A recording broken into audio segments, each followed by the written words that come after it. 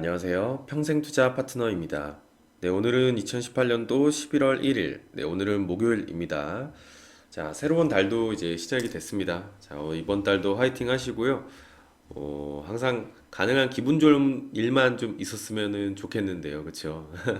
자, 혹시 그러지 않더라도 최대한 좀 긍정적으로 주식 투자를 한번 해 보시기를 바라겠습니다. 자, 오늘도 오전 시황을 한번 먼저 보고요. 네, 책 내용을 한번 좀 같이 보도록 하겠습니다. 자, 오전 시황, 우리는 언제? 라는 주제입니다. 자, 아래 차트를 제가 이따 보여드릴 거고요. S&P 500, 상해 종합, 그리고 니케이 지수 한번 좀 먼저 볼게요. 자, S&P 500이고요. 자, 상해 종합, 그리고 니케이 일본 지수 모두 그날이 나왔죠. 그날이 나왔고, 근데 우리 증시는 아직입니다. 좀 기대를 좀 해볼 수는 있겠다라는 거고, 근데 이번에는 좀 이상하다라는 겁니다. 이 보통 그날이 나오면은 이 회원분들이 먼저 연락이 좀 오는 경우가 있거든요. 혹시 오늘 그날이냐? 근데 이번에는 이게 다른 지수에서 그날이 나왔는데 좀 연락이 없었다라는 거고, 혹시 우리가 좀 잘못 생각하는 걸까라는 어떤 생각도 한번 해봅니다. 일단은 뭐 여기까지 생각을 해보고, 시장의 대세 판단은 어떻게 할 것인가를 보면, 전일 말씀드린 이 내용처럼 경제지표 60% 정도를 비중을 두고요. 차트 분석에 한 40% 정도 가량의 비중을 둡니다. 그러니까 기업도 마찬가지죠. 실적과 차트에 6대4 비중을 둔다라는 거고, 만약 경제지표들이 대세 상승이 아닌 대세 하락인데, 그날이 나왔다면 어떻게 받아들여야 할까라는 겁니다. 일단 대세 하락 시기에는 상승 추세보다는 하락 추세가 길다라는 것. 그럼에도 이 수익 구간도 이 상승 추세 때보다는 조금 짧게 잡아야 합니다.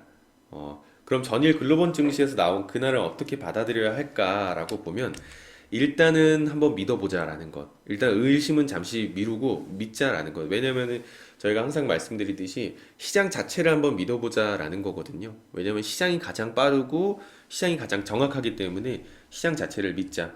그래서 일단 우리 증시에서도 좀 그날이 나온다면은 조금씩 다시 물량을 다시 좀 매수를 해보는 것도 좋아 보인다라는 겁니다.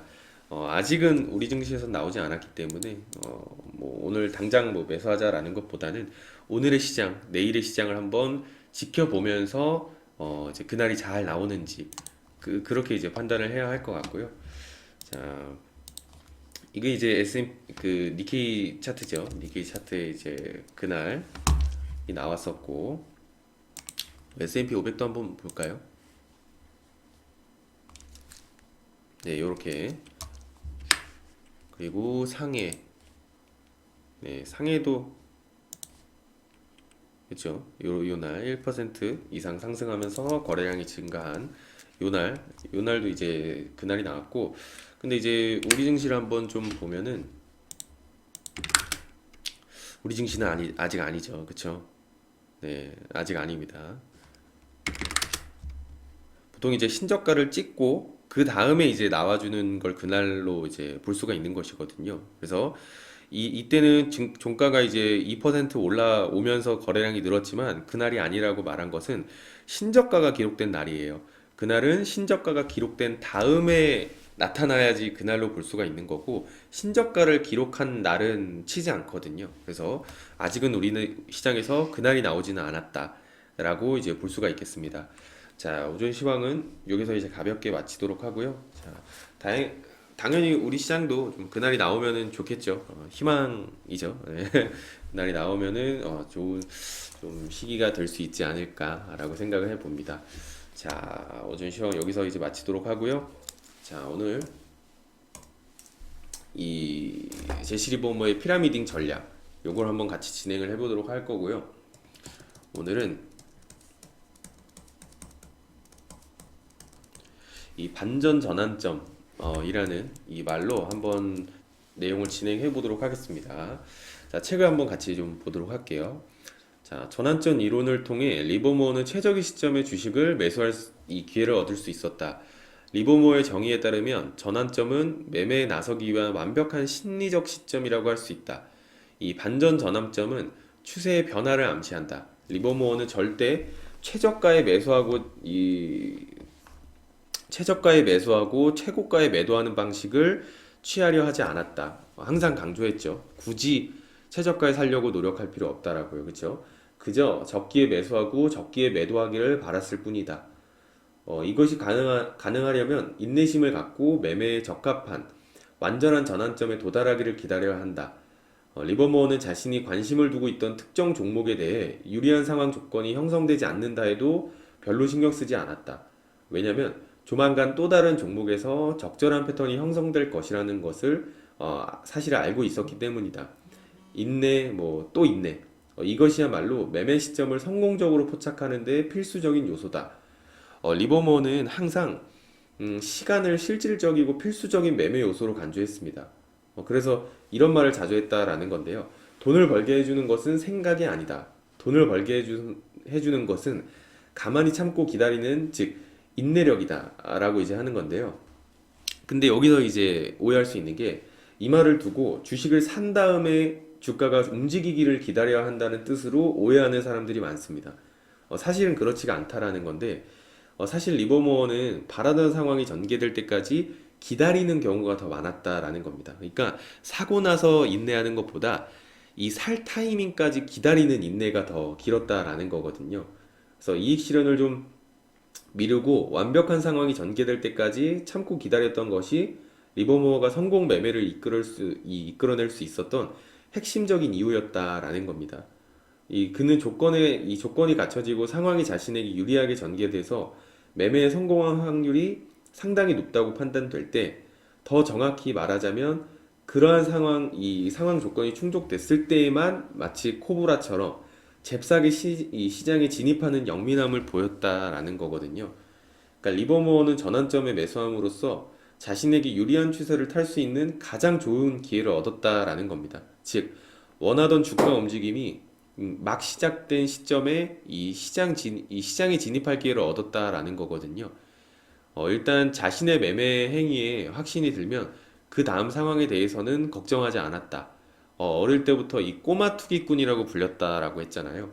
음, 그렇게 불렸던 데에는 다 그만한 이유가 있었던 것이다라는 건데, 리버모어는 투자자가 주식의 전환점을 포착하고 그 시점에서 이 주가 흐름을 해석할 수 있어야만 시장 진입의 어떤 출발점에서 자신에게 유리한 방향으로 상황이 전개된다는 확신을 갖고 매매에 임할 수 있게 된다고 했습니다.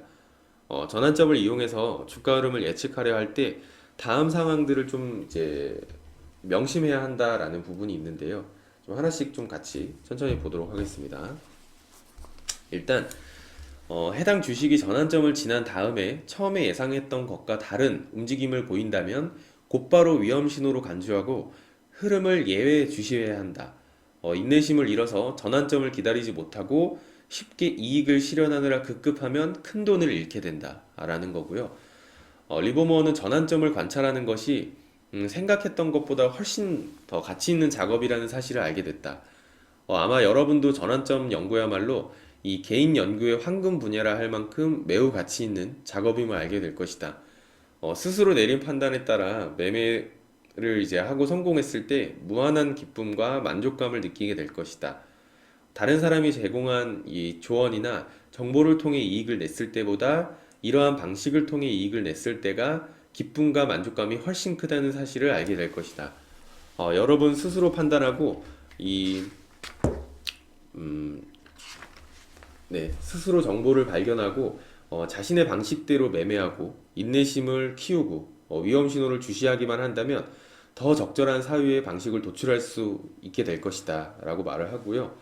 또 넘어가서 이 전환점 이론은 주식 매매뿐 아니라 상품 매매에서도 적용된다라는 겁니다. 리버모어의 어떤 전환점을 이용하는 매매 방식이 이익줄을 골라내는데 실패할 리 없는 완벽한 방법이라고 생각하지는 않았다라는 겁니다. 다만 이 방식이 리버모어의 매매 전략의 핵심 도구인 것만은 분명하다라는 것. 그러니까 100%다 맞추는 건 아니어도 그래도 핵심적인 중요한 역할을 했다라는 것이겠죠. 그리고 이 리버모어는 이 미래의 전환점 매매 방식을 더 완벽하게 구사할 수 있는 사람이 미래에 더 많이 생겨날 것이다 라는 건데요. 이 지금의 기초 이론을 정교하게 가다듬어서 좀 더 확실한 매매법으로 발전시킬 사람들이 분명히 있을 것이다. 네. 더불어 더 완벽해진 전환점 매매 방식으로 그들은 이 더 큰 성공을 거둔다 해도 절대 시기하는 일은 없을 거라고 리버모어는 장담한다라고 이제 말을 합니다.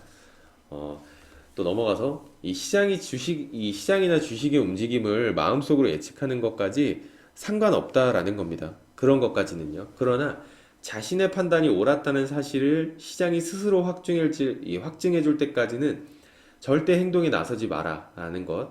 힘들게 번 만큼 함부로 시장에서 움직임을 예측하여 그 돈을 잃는 우를 범하지 마라라는 것. 네. 넘어가서 이 시장의 투자자가 예측했던 것과 정반대로 움직일 때도 있습니다. 그렇죠? 성공적인 투자자라면 이럴 때 자신이 예측한 내용을 버리고요. 시장 흐름에 따라야 한다라는 겁니다. 신중한 투자자는 절대 이 시장 추세에 맞서지 않는다라는 것이겠죠. 이 시장 참여자의 의견이 틀리는 경우 종종 있어도 시장은 절대 틀리는 법은 없다라는 겁니다. 그러니까 이 반전 전환점의 개념을 좀 정의하기란 좀 쉽지 않습니다. 쉬운 얘기는 아니고요. 리버모어는 이 개념을 반전 전환점은 시장에서 기본적 흐름의 어떤 변화로서 이 새로운 움직임이 시작되는 완벽한 심리적 시점이며 기본 추세의 주요한 변화라고 할 수 있다라고 설명했습니다. 리버모어의 매매 스타일을 이 기준으로 보면은요, 시장이 장기적 추세의 어떤 천장인지 바닥인지는 중요치 않았다라는 것. 상황에 관계없이 어떤 종목이든 매수하거나 매도할 것이었기 때문이었다. 그에게 반전 전환점은 최적의 매매 타이밍을 알려주는 신호기와 같았다. 반전 전환점은 항상 거래량,